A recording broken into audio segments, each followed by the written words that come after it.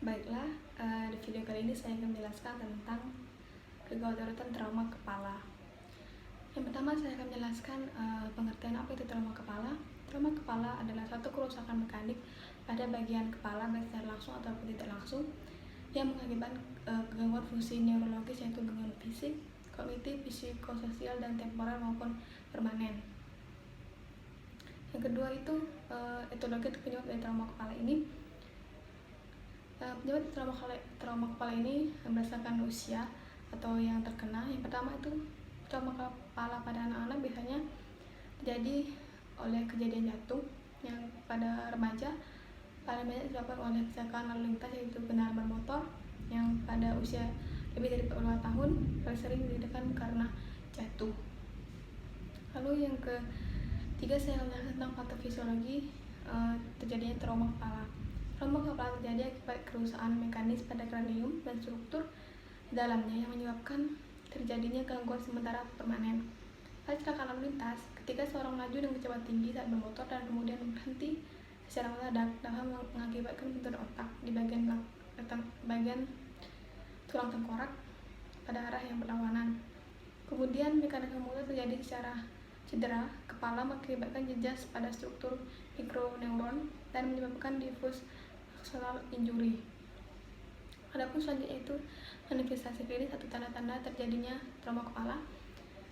Trauma kepala ringan gejalanya yaitu mual, muntah, mengantuk, kejang, perdarahan, keluar cairan dari hidung, nyeri kepala, kelemahan, dan pegel-pegelan isokor. Pada trauma kepala sedang yaitu gejala yang timbul yaitu nyeri kepala, muntah, dan penurunan kesadaran. Pada trauma kepala yang berat itu gejalanya hampir mirip.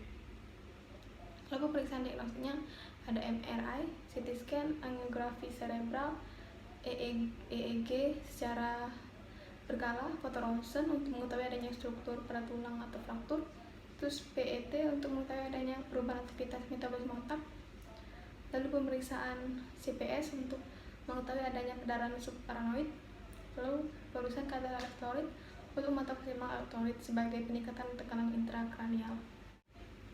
Selanjutnya itu saya membahas tentang penata laksanaan pada trauma kepala. Penelaksanaan pada trauma kepala ini punya prinsip penanganan untuk memonitor tekanan dan kenal pasien. Untuk menurunkan edema otak, maka pasien diberikan terapi medikamentosa. Lalu jika pasien mengalami kejang, maka akan diberikan terapi profilaksis.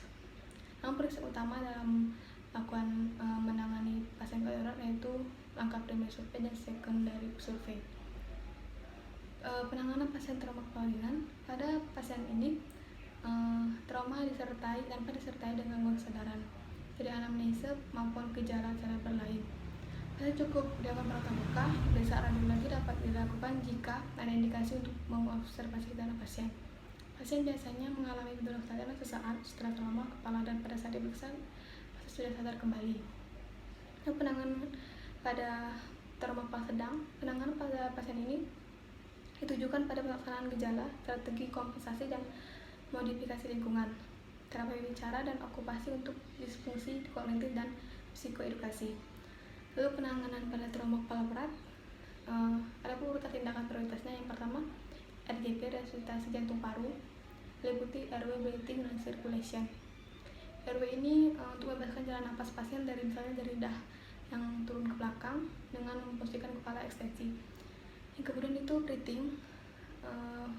Pasien yang mengalami gangguan pernapasan maka harus diberikan tindakan memberikan oksigen, jika perlu diberikan ventilator. Lalu circulation, pada pasien trauma kepala mengalami hipertensi dapat mengganggu iskemik yang menyebabkan kerusakan sekunder.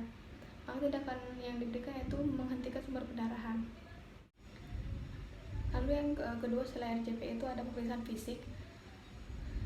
Selanjutnya pemeriksaan fisik yang dilakukan yaitu tingkat kesadaran, pupil, divisi lokal cerebral, dan cedera ekstrakranial. Setelah itu pemeriksaan radiologi seperti foto ronsen pada kepala dan leher, terus CT scan yang dilakukan untuk mengetahui fraktur pada tulang tengkorak. Lalu yang keempat itu tekanan tinggi intrakranial.